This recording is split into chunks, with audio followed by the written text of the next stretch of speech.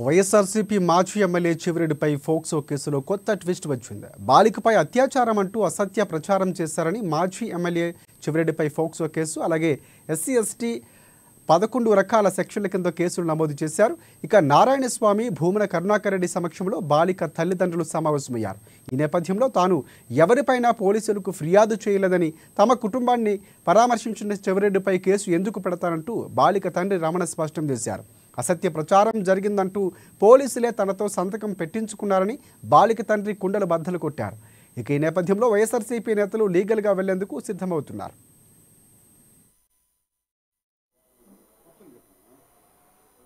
కూతురుకు జరిగినటువంటి అన్యాయం మీద ఆయన విజ్ఞప్తి మేరకు భాస్కర్ రెడ్డి, ఆయనకు సంబంధించినటువంటి ఆయన అనుయాయులు అక్కడికి వెళ్ళారని రమణ గారే తన నోటి గుండా ఇప్పుడు చెప్పడం జరిగింది.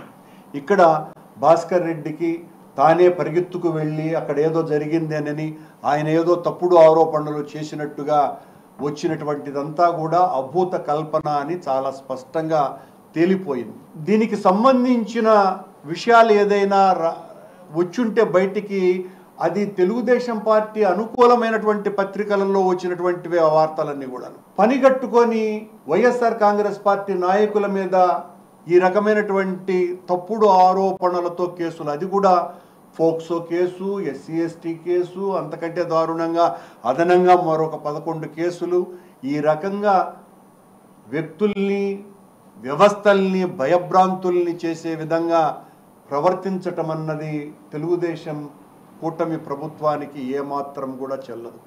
మాది చాలా నీతివంతమైనటువంటి ప్రభుత్వం, సశ్చీలతతో మేము పనిచేస్తున్నాం.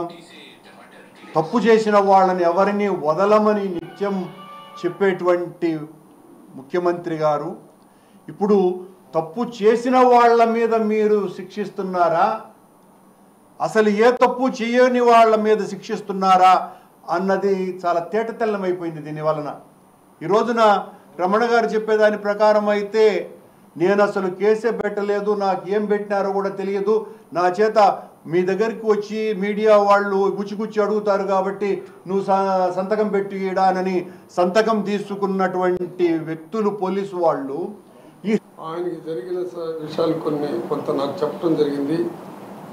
అది నేను వారికి ఏమన్నానంటే, మన ప్రెసిడెంట్ మన కరుణాకర్ రెడ్డి గారు ఉన్నారు, అక్కడికి పోదాం అని పిలుచుకొని వచ్చాను. ఆయన నాకు ఏం చెప్పారో అది మీకు చెప్తారు. దాన్ని క్షుణ్ణంగా మీరు కూడా పరిశీలించి ఆయన యొక్క ఆవేదనని మీరు కూడా అర్థం చేసుకుని ప్రజలకు తెలియపరచాల్సిందిగా.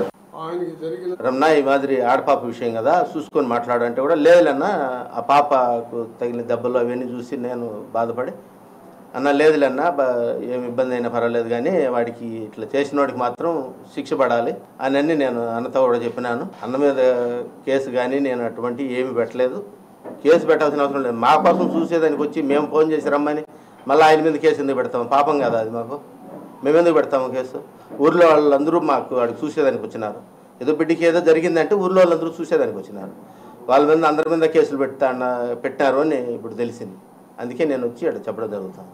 నేను ఊర్లో వాళ్ళ మీద ఎవరి మీద కేసు పెట్టలేదు, నా కేసు నేను ఎవరి మీద కేసు పెట్టలేదు, పెట్టాల్సిన అవసరం కూడా లేదు. ఎందుకు వాళ్ళు నా బిడ్డకి బాగాలేకపోతే చూసేదానికి వచ్చినారు, నేను ఎందుకు వాళ్ళ మీద కేసు పెడతాను? పాపం కదా అది. విషయం ఏంటంటే మీడియా ఎక్కువ ఇది చేస్తారు, పేపర్ మీద సంతకం పెట్టమని సంతకం పెట్టించుకున్నాను నా దగ్గర. పోలీసు వాళ్ళు వచ్చి మాదిరి మాటకి మీడియాలో వేస్తారు, బిడ్డను అట్లా ఇట్లా చేస్తారు, సంతకం పెట్టమన్నారు.